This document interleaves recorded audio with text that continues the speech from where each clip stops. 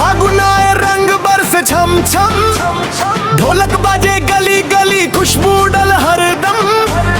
लाल पियर हरी रे गुलाल सज गइल सजन के गाल। होली खेले आइल बहेरिया हो, रंग में रंगाइल चुनरिया हो। होली खेले आइल बहेरिया हो, रंग में रंगाइल चुनरिया हो। हंसी ठिठोली मस्ती भरी आज न चली कोई होशियारी।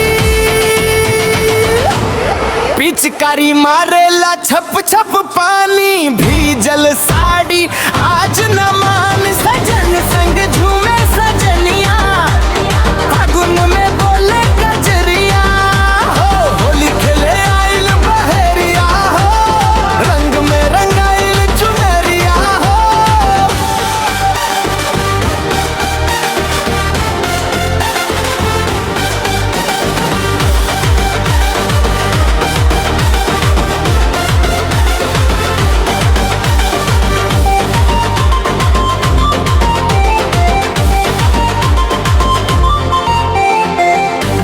मंजीरा बाजे झांझ, नाचे गाँव नाचे समाज।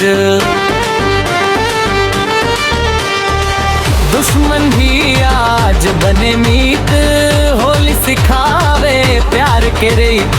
रंग बरसे दिल भीगे आज, भोजपुरी होली के अलगे अंदाज। बुरा न मानो होली है भाई, खुशियों के संग आई विदाई। पिचकारी मारेला छप छप पानी, भीजल साड़ी आज न मानी। सजन संग झूमे सजनिया, फागुन में बोले कजरिया हो। होली खेले आइल बहेरिया हो, रंग में रंगाइल चुनरिया हो।